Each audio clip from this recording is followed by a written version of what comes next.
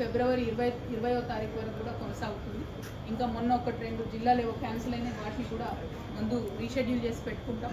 ఓవరాల్గా 33 జిల్లాలు తిరిగిన తర్వాత ఆయా జిల్లాల్లో ఈ 12 ఏళ్లలో ఏం అభివృద్ధి అయింది, ఆయా జిల్లాల ప్రజలు ఏమేమి కోరుకుంటున్నారనే విషయాన్ని మేము కూలంకుషంగా అర్థం చేసుకున్న తర్వాత మా కార్యాచరణ ప్రకటిస్తాం.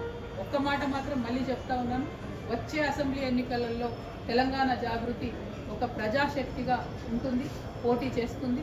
దానికి ఉండే సాంకేతికపరమైనటువంటి అంశాలు, టైం లైను, రకరకాల విషయాలన్నీ కూడా టైంని బట్టి అనౌన్స్ చేస్తాం. బట్ అల్టిమేట్ లక్ష్యం ఒకటే, తెలంగాణ ప్రజల గొంతుకై మాట్లాడేటటువంటి వాళ్ళు ఒకరు ఉండాలి. మేము సగం జిల్లాలు తిరిగినాం ఇప్పటికి తెలంగాణలో.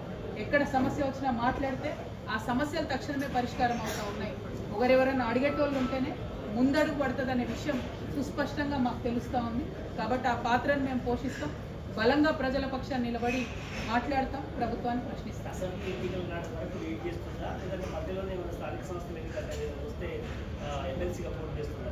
చూద్దాం, let us see how it goes. Thank you. జై తెలంగాణ.